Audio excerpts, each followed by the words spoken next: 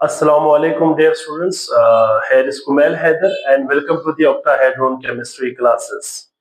Last lecture में हमने electronic configuration को डिटेल में पढ़ा था। उसकी हमने कॉन्सेप्ट असेसमेंट भी सॉल्व कर लिया। दो कॉन्सेप्ट असेसमेंट्स थे और रूल्स वगैरह हमने डिटेल पढ़ लिया। ठीक है, नेक्स्ट जो हमारा टॉपिक है, the topic is basically known as determination of electronic configuration of atoms and ions with the proton or electron number and charges। ठीक है, बेसिकली इलेक्ट्रॉनिक कॉन्फ़िगरेशन जो है हम प्रोटॉन और इलेक्ट्रॉन नंबर दोनों से क्या कर सकते हैं, किसी भी एलिमेंट के या किसी भी एटम के फाइंड आउट कर सकते हैं। तो उसको कैसे करेंगे, उसके लिए बेसिकली एक छोटा सा टॉपिक दिया हुआ है और साथ में कुछ टर्मिनोलॉजीज है, उनको फिर हम यहाँ पे डिटेल में डिस्कस करेंगे। तो स्टार्ट करते हैं लेक्चर हमारा कि determination of electronic configuration of atom and ions with proton or electron number। ठीक है, अच्छा इसमें हम यहां पे लिखते हैं कि the electronic configuration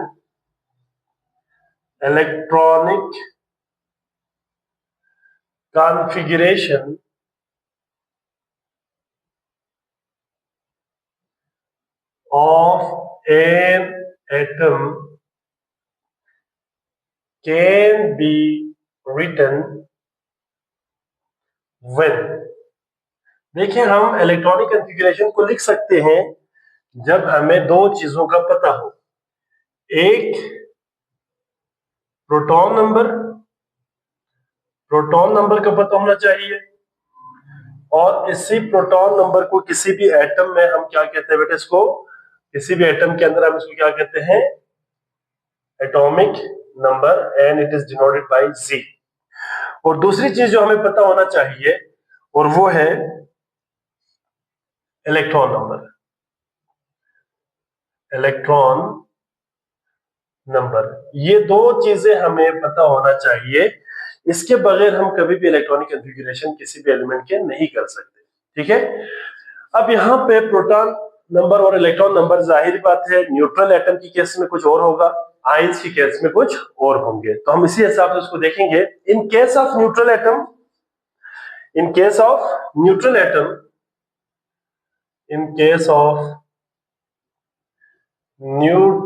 एटम अगर हम किसी भी न्यूट्रल एटम की बात करें तो बेटा याद रखिएगा, नंबर ऑफ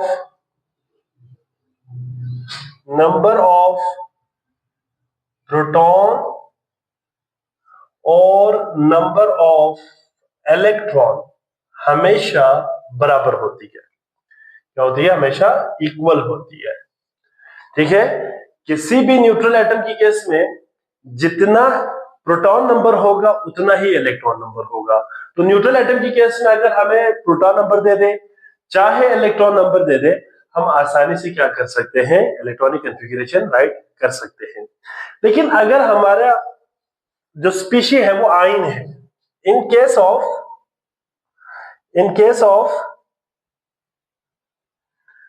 एन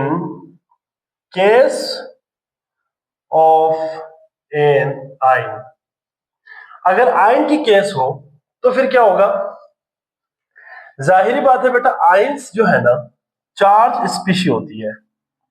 आयंस क्या होती है? चार्ज स्पीशी होती है। और आयंस की केस में बेटा एक चीज आपने याद रखनी है कि प्रोटॉन नंबर और इलेक्ट्रॉन नंबर कभी भी आपस में बराबर नहीं होती। और यहां पे अगर हम आयंस की बात करें ना बेटा, तो आयंस टू टाइप्स की होती है। There are two types of ions based on their charges. ठीक है, चार्ज के बेस पे हम दो किस्म के आयंस यहाँ पे स्टडी कर सकते हैं। एक आयन बेटा जिसके ऊपर क्या है, पॉजिटिव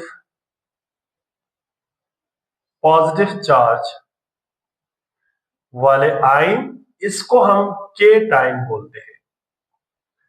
ठीक है, और दूसरा कौन सी है बेटा, second type is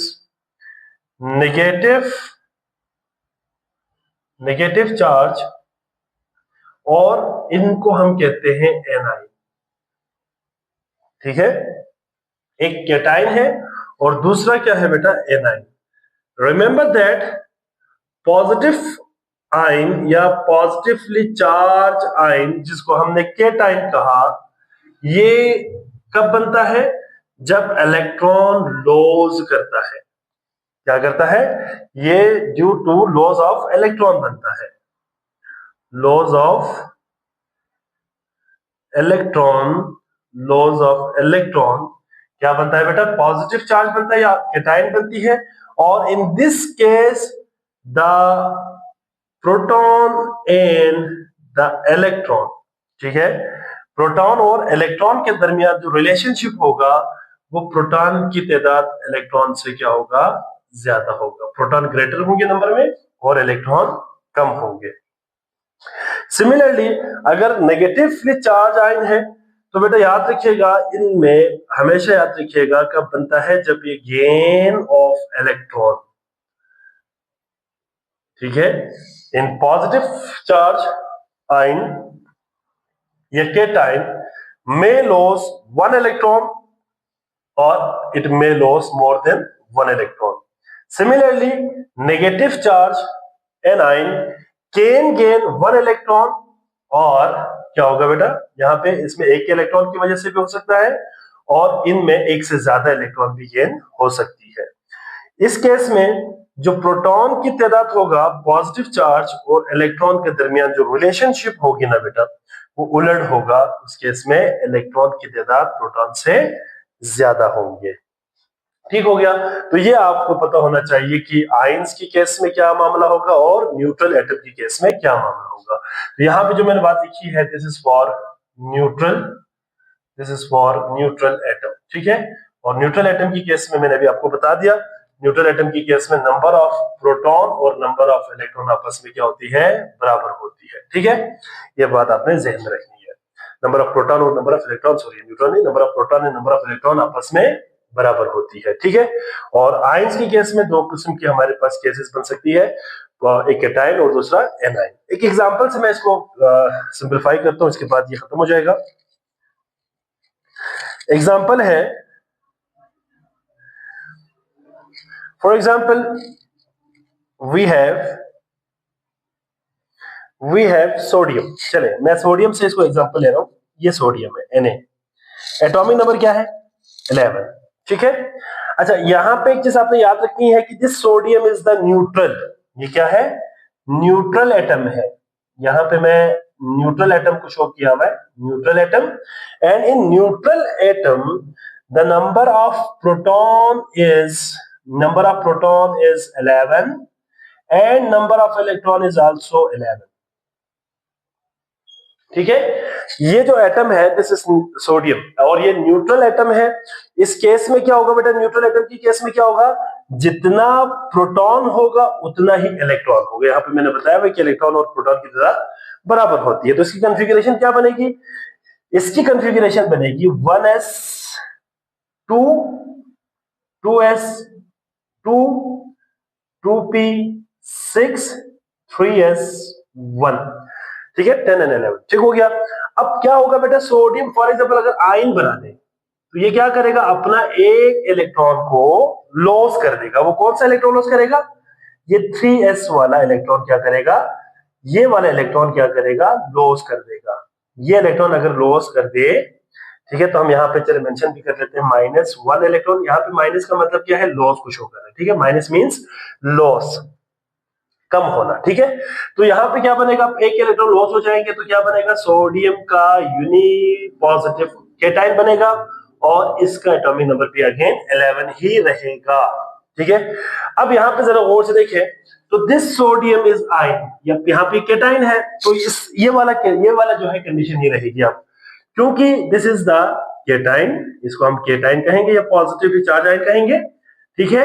and in this case the number of proton is 11, proton तो 11 ही है, लेकिन इलेक्ट्रॉन की तादाद क्या हो गया है, इलेक्ट्रॉन पहले कितना था बेटा, पहले 11 था, 11 था, अब उसमें से एक इलेक्ट्रॉन माइनस हो गया है, ठीक है, -1 इलेक्ट्रॉन।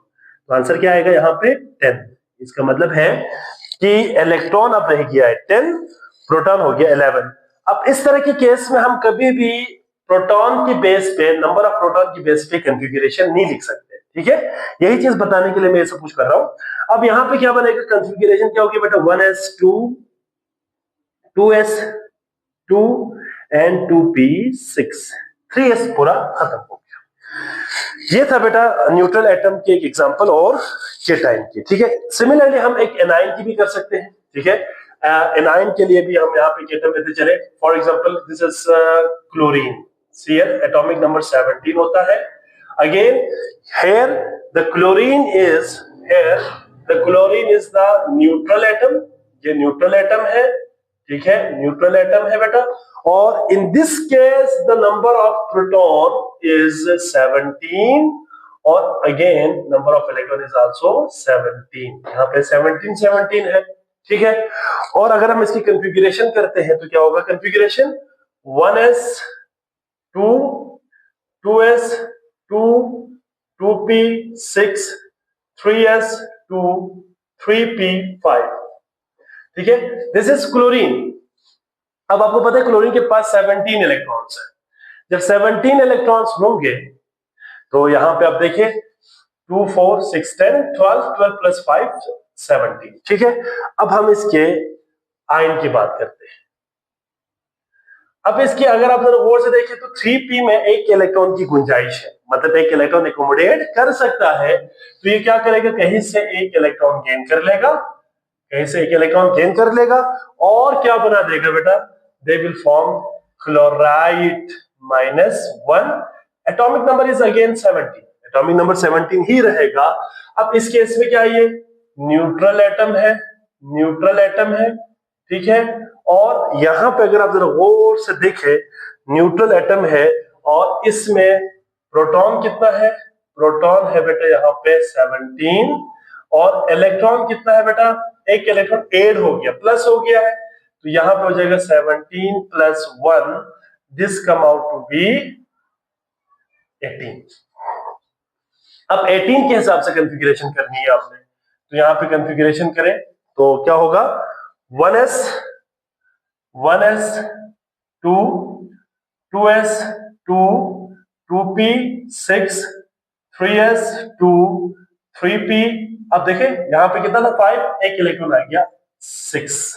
तो इस तरह से कॉन्फ़िगरेशन हम लिखेंगे। एक नोट की शक्ल में एक पॉइंट मैं आपको लिखता हूं यहाँ पे, ये आप लोगों ने याद रखनी है, ठीक है। ये आप लोगों ने याद रखनी है कि इन केस ऑफ आयन, ठीक है, अगर हमारा जो केस है वो आयन है, in case of an ion, ion की केस में ना बेटा याद रखिएगा, we must now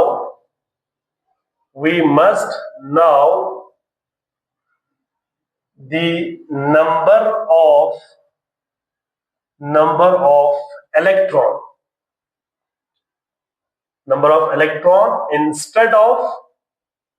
instead of proton number. इसका मतलब ये है कि हम इलेक्ट्रॉन नंबर के बेस पे ही कॉन्फ़िगरेशन कर सकते हैं, हम यहाँ पे प्रोटॉन नंबर के बेस पे नहीं कर सकता, ठीक है। आयन की केस में जब एटॉमिक नंबर, जो प्रोटॉन नंबर है उसमें हमें उसके जो चार्ज की मैग्नीट्यूड होगी उसको हमें उसके अंदर ऐड या माइनस करना पड़ेगा। अगर तो वो कैटायन है तो माइनस करना पड़ेगा चार्ज की मैग्नीट्यूड को, और अगर एनायन है तो चार्ज की मैग्नीट्यूड को क्या करना पड़ेगा, वहां पे प्लस करना पड़ेगा। तो ये था बेटा अबाउट क्या बेटा, प्रोटॉन और इलेक्ट्रॉन के नंबर से हम इलेक्ट्रॉनिक कॉन्फ़िगरेशन कैसे करेंगे, ठीक है। इसके बाद 2-3 टर्मिनोलॉजीज है, ठीक है, 2-3 छोटे छोटे टर्मिनोलॉजीज है, इंपॉर्टेंट है शॉर्ट क्वेश्चन के हवाले से। उसमें एक इंटर इलेक्ट्रॉन रिपल्शन है, ऑर्बिटल एनर्जी है, स्पिन पेयरिंग रिपल्शन है, ये 2-3 टॉपिक उन्होंने ऐड किया हुआ है, उसको मैं यहाँ पर डिस्कस करने लगा हूँ। आसान है, इसको मैं यहाँ पे सिंपल करके इसको यहाँ पे समझा देता हूँ, ठीक है। पहला टर्म है बेटा यहाँ पे, पहला जो टर्मिनोलॉजी है यहाँ पे मैं यूज कर रहा हूँ, that is known as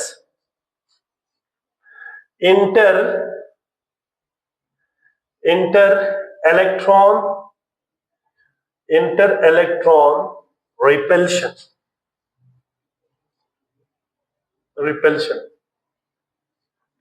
basically इस टॉपिक का मतलब ये है कि क्या रिलेशनशिप होगा इंटर इलेक्ट्रॉन रिपल्शन और इलेक्ट्रॉनिक कॉन्फ़िगरेशन के दरमियान। तो इसको समझाने के लिए मैं थोड़ा सा यहाँ पे कुछ पॉइंट्स बनाता हूं और आपको आसानी के साथ ये समझ आ जाएंगे। ठीक है, क्या है बेटा? The relationship between the relationship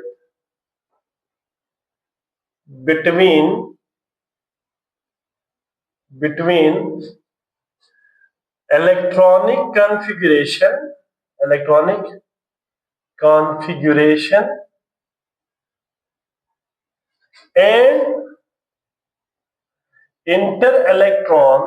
inter-electron repulsion can be explained। हम कैसे एक्सप्लेन करेंगे बेटा? can be explained in the following way, following way। ठीक है, अच्छा इस पॉइंट को जरा समझना है। देखिए, एक चीज आपने याद रखनी है कि इंटर इलेक्ट्रॉन रिपल्शन क्या होती है। मतलब जब किसी एक ऑर्बिटल के अंदर अगर दो इलेक्ट्रॉन हो और दोनों की स्पिन सेम होगी ना, तो उन दोनों की मैग्नेटिक डायपोल्स एक दूसरे को क्या करेगा? रिपेल करेगा। इसी फेनोमेना को हम इंटर इलेक्ट्रॉन रिपल्शन कहते हैं। ठीक है, और इसी को स्पिन पेयर रिपल्शन भी कहेंगे। ये थोड़ा सा आगे जाके मैं आपको बता दूंगा। अब इलेक्ट्रॉन के आपस में म्यूचुअल रिपल्शन क्यों होती है? क्योंकि उनके दरमियान जो उनके ऊपर जो चार्ज होती है ना, वो चार्ज दोनों की क्या होती है? सेम होती है। इस वजह से वो एक दूसरे को क्या करेगा? रिपेल करेगा। तो जब इलेक्ट्रॉनिक कॉन्फ़िगरेशन दिख रही होती है, तो उस वक्त आपने ये बात जहन में रखनी है कि जब हम इलेक्ट्रॉन को फिल करेंगे तो ये कोशिश करना है कि अगर वहां पे डिजेनरेट ऑर्बिटल है या वहां पे ऑर्बिटल अवेलेबल है, तो हम इलेक्ट्रॉन्स को क्या करेंगे बेटा? सिंगल जो है हम इलेक्ट्रॉन को पुट करेंगे और साथ में उस इलेक्ट्रॉन की स्पिन क्या होंगे बेटा? स्पिन सेम होंगे। मतलब अलग अलग ऑर्बिटल के अंदर हम सेम स्पिन के हिसाब से रखेंगे। That was in the hertz rule. ठीक है, वही बात यहाँ पे हमने करनी है। तो यहाँ पे करते हैं बेटा इस पे discussion. The electron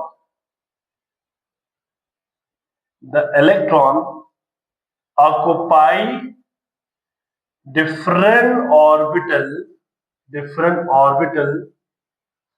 rather than sharing same orbital to avoid inter electron repulsion। ठीक है, इलेक्ट्रॉन क्या करता है बेटा? डिफरेंट ऑर्बिटल्स को ऑक्युपाई करेगा या डिफरेंट ऑर्बिटल के अंदर डिस्ट्रीब्यूट होना प्रेफर करेगा। किसकी निस्बत? सेम ऑर्बिटल को शेयर करने की निस्बत। मतलब सेम ऑर्बिटल को अगर वो शेयर करते हैं तो वहां पे इंटर इलेक्ट्रॉन रिपल्शन कॉज होगी। तो इस चीज से बचने के लिए वो क्या करता है? अलग ऑर्बिटल क्या करता है? ये ऑक्युपाई करता है। मिसाल के तौर पर ये मेरे पास एक ऑर्बिटल है, लेट सपोज ऐसा। ठीक है, मैं सपोज कर रहा हूं कि यहाँ पे p ऑर्बिटल्स है और हमें एक चीज का पता है कि p ऑर्बिटल के पास क्या होती है? p ऑर्बिटल के पास फॉर एग्जांपल देखिए px, py and pz degenerate orbitals होती है in the presence of magnetic field py and pz। अब आप इधर देखिए, फॉर एग्जांपल मेरे पास क्या है? मेरे पास 3 इलेक्ट्रॉन्स हैं, 3 इलेक्ट्रॉन्स है। मैंने 3 इलेक्ट्रॉन्स को क्या करना है? इसके अंदर क्या करना है? डिस्ट्रीब्यूट करना है। इनके अंदर क्या करना है? डिस्ट्रीब्यूट करना है। तो याद रखिएगा कि इस इंटर इलेक्ट्रॉन रिपल्शन की अगर बात करें तो अगर इलेक्ट्रॉन ऐसा हो जाए, फॉर एग्जांपल 3 है, तो लेट सपोज इसमें 2 आ जाए और इसमें 1 हो। एक पॉसिबिलिटी ये है। दूसरा क्या है? अलग अलग ऑर्बिटल के साथ ऑर्बिटल को क्या कर रहा है? ऑक्युपाई कर रहा है। तो इस केस में ना बेटा, इस केस में क्या हो जाएगा? इंटर इलेक्ट्रॉन रिपल्शन होगा। ठीक है, तो इस तरह से कॉन्फ़िगरेशन नहीं होगी। और यहां पे क्या होगा बेटा? यहां पे नो इंटर इलेक्ट्रॉन रिपल्शन। यहाँ पे कोई इंटर इलेक्ट्रॉन रिपल्शन नहीं होगी। तो ये वाला कॉन्फ़िगरेशन सही होगा। यहाँ पे जो मैंने बात लिखी है, मतलब वो शेयर करने के बजाय, एक ऑर्बिटल को दो इलेक्ट्रॉन के दरमियान शेयर करने के बजाय अलग अलग ऑर्बिटल को क्या करेगा, ऑक्युपाई करेगा, ताकि वो इंटर इलेक्ट्रॉन रिपल्शन अवॉइड कर सके। अब इंटर इलेक्ट्रॉन रिपल्शन क्यों होती है? क्योंकि उनकी चार्ज आइडेंटिकल होती है। ठीक है, the inter electron repulsion is caused due to identical charge on an electron। Electron के ऊपर सेम चार्ज होने की वजह से ये इंटर इलेक्ट्रॉन रिपल्शन कॉज करती है। और याद रखिएगा बेटा, इंटर इलेक्ट्रॉन रिपल्शन कब बढ़ती है? जब नंबर ऑफ इलेक्ट्रॉन किसी भी ऑर्बिटल के अंदर इंक्रीज होती है। ठीक है, so the inter electron repulsion increases with increase in the number of electron in an orbital। Orbital के अंदर नंबर ऑफ इलेक्ट्रॉन जब बढ़ेगा तो क्या होगा बेटा, इनकी इंटर इलेक्ट्रॉन रिपल्शन इंक्रीज हो जाएगा। तो ये था इंटर इलेक्ट्रॉन रिपल्शन क्या होती है। तो मतलब यहाँ पे रिलेशनशिप बेसिकली ये है कि जब भी इलेक्ट्रॉन को हमने ऑर्बिटल के अंदर प्लेस करनी है, तो इलेक्ट्रॉन एक ही ऑर्बिटल को दो इलेक्ट्रॉन के दरमियान शेयर करने के बजाय हर इलेक्ट्रॉन ये चाहेगा कि वो अलग अलग ऑर्बिटल के अंदर क्या हो जाए, डिस्ट्रीब्यूट हो जाए, ताकि इनके दरमियान रिपल्शन ना हो। और रिपल्शन क्यों होती है? क्योंकि इनकी चार्जेस सेम होती है। ठीक है, और एक और पॉइंट मैंने यहाँ पे लिखा कि जितना ज्यादा नंबर ऑफ इलेक्ट्रॉन किसी ऑर्बिटल के अंदर बढ़ेगा, उनके दरमियान इंटर इलेक्ट्रॉन रिपल्शन ज्यादा हो जाएगी। ठीक है, ये आप लोगों ने याद रखनी है। इसके बाद नेक्स्ट इसमें टर्मिनोलॉजी है बेटा, next terminology is orbital energy. क्या है? Orbital energy. ऑर्बिटल एनर्जी का क्या मतलब है? किसी भी ऑर्बिटल की एनर्जी। ठीक है, किसी भी ऑर्बिटल की एनर्जी। एक चीज आपने याद रखनी है कि ऑर्बिटल की अपनी एनर्जी नहीं होती, इलेक्ट्रॉन की वजह से एनर्जी होती है। देखा ना, मैं अक्सर इसमें एग्जांपल देता हूं कि मकान की कीमत नहीं होती, मकीन की होती है। तो मतलब इलेक्ट्रॉन की वजह से क्या होती है, ऑर्बिटल की एनर्जी होती है। तो इलेक्ट्रॉन ही बेसिकली उसकी एनर्जी है, उसी को हम ऑर्बिटल की एनर्जी कहते हैं। तो ऑर्बिटल की एनर्जी क्या है बेटा? यहां पे एक चीज आपने याद रखनी है कि the energy of N orbital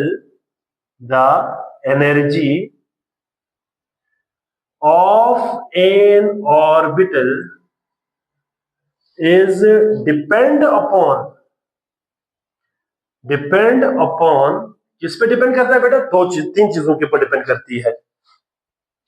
ठीक है, किस पे डिपेंड करती है? तीन चीजों के ऊपर डिपेंड करती है। ठीक है, एक नंबर ऑफ इलेक्ट्रॉन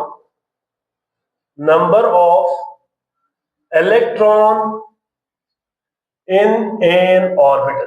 किसी भी ऑर्बिटल के अंदर नंबर ऑफ इलेक्ट्रॉन के ऊपर डिपेंड करती है। दूसरा किस पे डिपेंड करती है?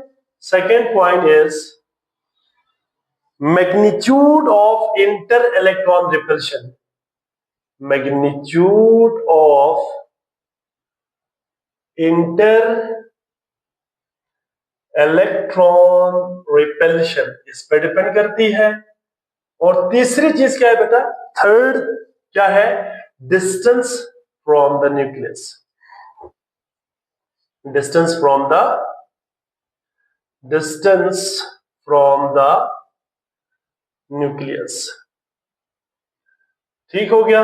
तो ये तीन बेसिकली फैक्टर्स के ऊपर डिपेंड कर रही है किसी भी ऑर्बिटल की एनर्जी। अब आसान है, देखिए, अगर नंबर ऑफ इलेक्ट्रॉन ज्यादा हो जाएगा, ठीक है, किसी भी ऑर्बिटल के अंदर, तो उनके अंदर इंटर इलेक्ट्रॉन रिपल्शन बढ़ेगा।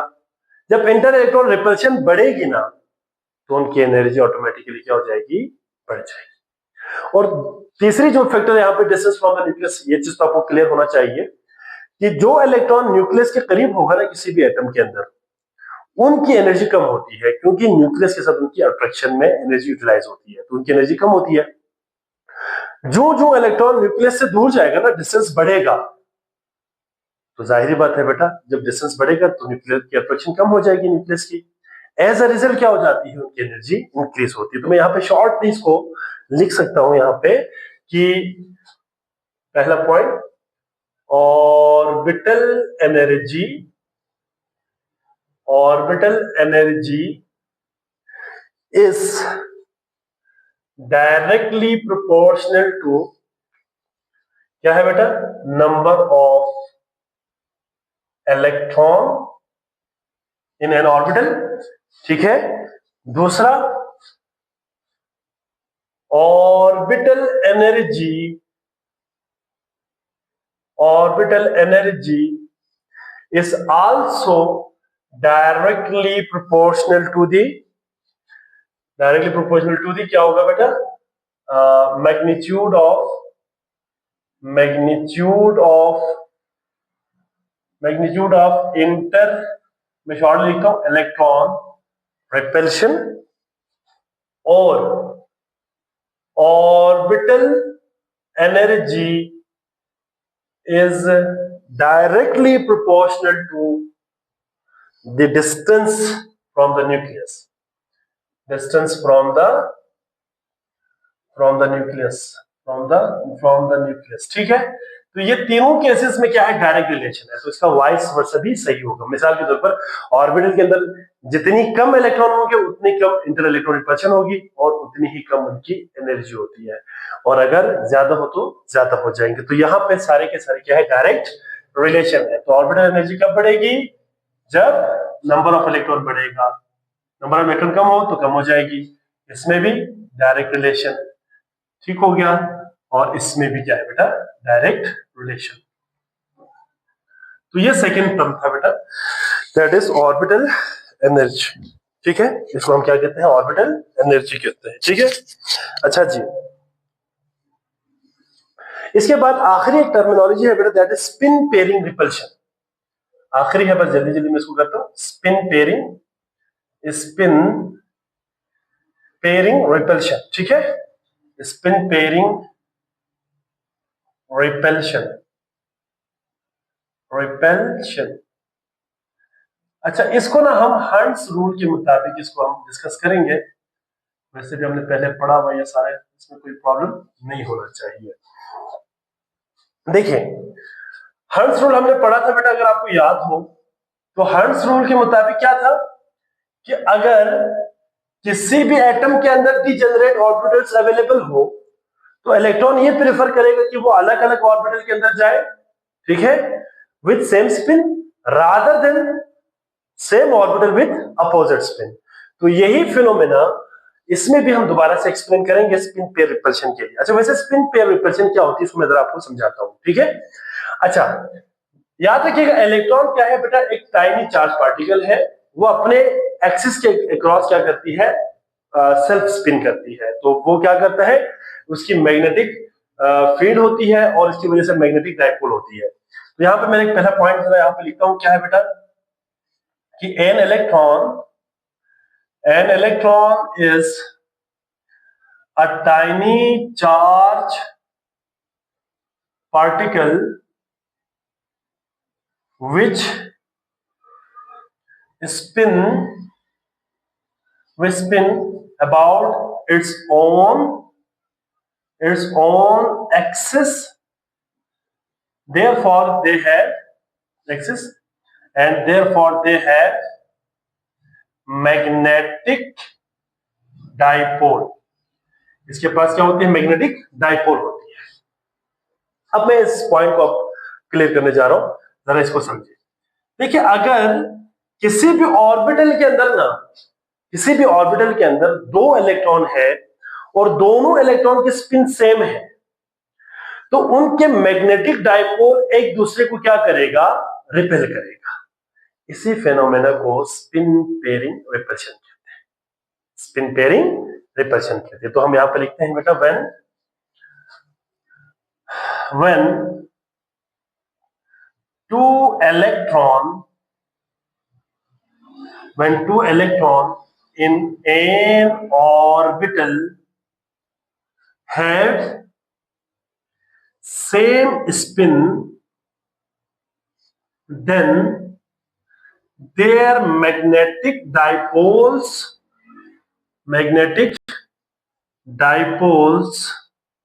repel each other. This phenomena is known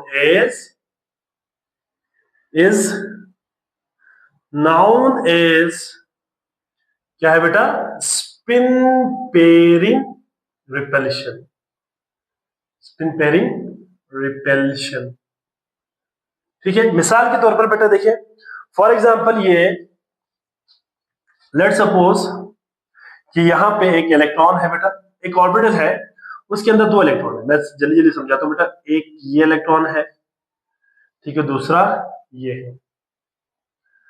अब हम एज्यूम कर रहे हैं, जाहिर बात है बेटा, ये चार्ज पार्टिकल है तो ये स्पिन करेगी ना अपने एक्सिस के क्रॉस, सेल्फ स्पिन भी करती है, और आपको पता है कि ऑर्बिटल स्पिन भी करता है, ऑर्बिटल मोशन भी शो करता है न्यूक्लियस के गिर्द। अब फॉर एग्जांपल अगर ये इलेक्ट्रॉन एंटी क्लॉकवाइज स्पिन कर रही है और ये इलेक्ट्रॉन भी क्या कर रही है? एंटी क्लॉकवाइज स्पिन कर रही है। अब आपको पता है राइट हैंड रूल के मुताबिक थंब की डायरेक्शन क्या बताएगी? नॉर्थ पोल, और यहाँ पे साउथ पोल। अगेन यहाँ पे भी नॉर्थ पोल और साउथ पोल। अब मैंने भी आपको कहा कि इनकी अपनी क्या होती है?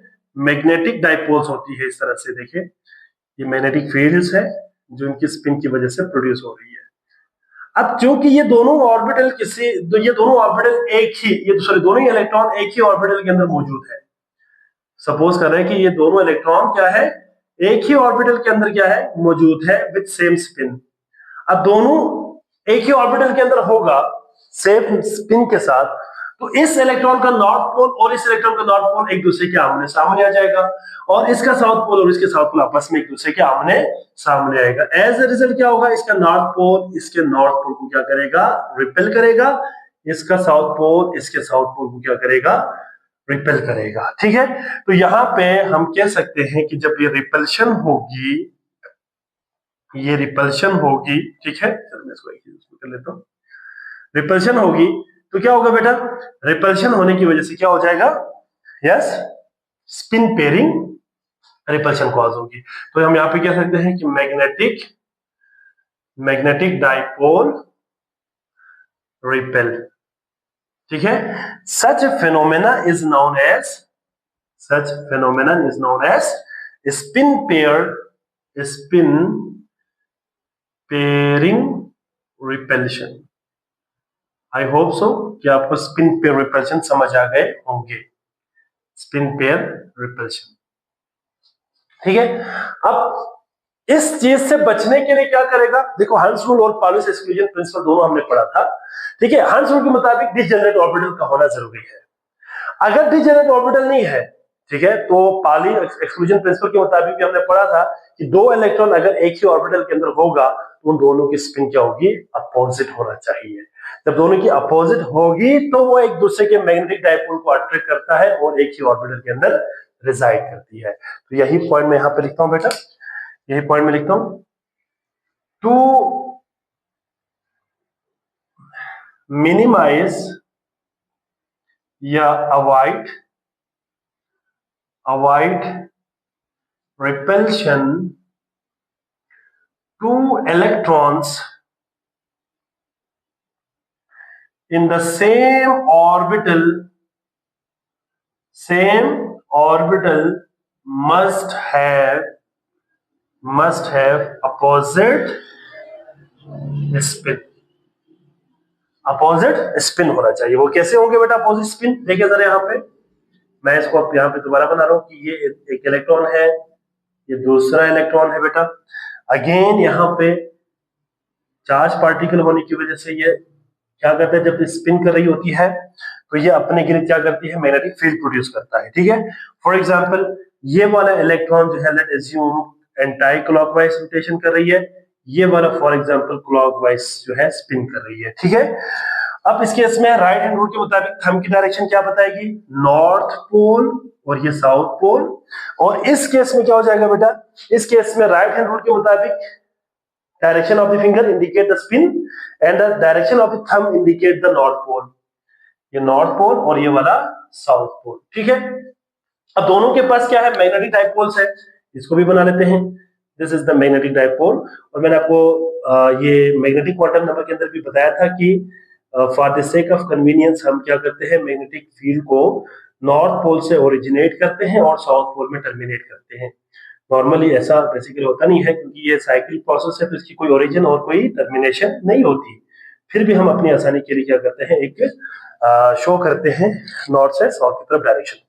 अब आप जरा देखें, तो ये थोड़ा सा बड़ा बना छोटा बना डजंट मैटर, बाहर ये इसी तरह से ये दोनों इलेक्ट्रॉन, क्योंकि दोनों इलेक्ट्रॉन सेम है ना, तो एक क्लॉकवाइज है दूसरा एंटी क्लॉकवाइज। एक इलेक्ट्रॉन की जितनी मैग्नेटिक फील्ड प्रोड्यूस होगी उतना ही दूसरे की होगी। तो यहाँ पे क्या होगा, अब जब दोनों अपोजिट स्पिन के साथ रहेंगे ना, तो इसका नॉर्थ पोल इसके साउथ के करीब आएगा, इसका साउथ इसके नॉर्थ के करीब आएगा, तो एक दूसरे को क्या करेगा, एक दूसरे को अट्रैक्ट करेगा। एक दूसरे को क्या करेगा, अट्रैक्ट करेगा। जब भी एक दूसरे को अट्रैक्ट करेगा तो दो इलेक्ट्रॉन क्या कर सकता है, एक ही ऑर्बिटल के अंदर रिजाइड कर सकती है। तो यहाँ पे हम पॉइंट लिखते हैं कि क्या बेटा, कि मैग्नेटिक डाइपोल क्या कर रही है, अट्रैक्ट कर रही है, ठीक है। तो मैग्नेटिक डाइपोल अट्रैक्ट करेंगे तो फिर क्या हो जाएगा बेटा, यहाँ पे क्या हो जाएगा, इलेक्ट्रॉन एक ही ऑर्बिटल के अंदर रहेगा। तो ये था बेटा आज का लेक्चर, इसके एक स्क्रीनशॉट ले ले आप लोग।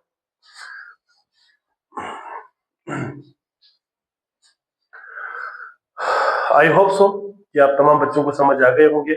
आज हमने एक इलेक्ट्रॉनिक कॉन्फ़िगरेशन का थोड़ा सा पार्ट रहता था वो कंप्लीट कर लिया, ठीक है, जिसमें प्रोटॉन और इलेक्ट्रॉन नंबर से कैसे इलेक्ट्रॉनिक कॉन्फ़िगरेशन करते हैं, न्यूट्रल एटम के केस में कैसे करते हैं और आयंस के केस में कैसे करते हैं, ये हमने डिस्कस किया। इसके बाद 3 टर्मिनोलॉजीज थी, एक इंटर इलेक्ट्रॉन रिपल्शन, दूसरा ऑर्बिटल एनर्जी क्या होती है, और तीसरा जो है स्पिन पेयरिंग रिपल्शन। बेटा ये मोस्ट इंपॉर्टेंट है शॉर्ट क्वेश्चन के हवाले से, इसको अच्छे से तैयार कर लीजिएगा, ठीक है। तो आई होप सो आप तमाम बच्चों को समझ आ गए होंगे, ठीक है। आप लोग इसको अच्छे से लेक्चर को सुने, और अगर किसी बच्चे का इसमें कोई प्रॉब्लम रहता है या कोई बात समझ ना आई हो, तो आप अपने कमेंट बॉक्स में लाजमी क्वेश्चन ड्रॉप कर सकते हैं, इंशाल्लाह मैं आपको वहां पे आंसर करूंगा। इसके अलावा इंशाल्लाह मैं बहुत जल्द एक व्हाट्सएप ग्रुप भी बनाऊंगा, ठीक है, और इस व्हाट्सएप ग्रुप में जितने भी मेरे स्टूडेंट्स यहाँ पे मुझे सुन रहे होंगे उनको मैं ऐड करूंगा, और उनकी जो भी क्यूरीज होंगे अगर आप मुझे वहां पे व्हाट्सएप पे मैसेज ड्रॉप करेंगे तो इंशाल्लाह मैं आपको वहां पे भी आंसर करूंगा, ठीक है। तो यहाँ पे हम अपने लेक्चर को स्टॉप करते हैं बेटा, अपना बहुत सारा ख्याल रखिएगा, अल्लाह हाफिज।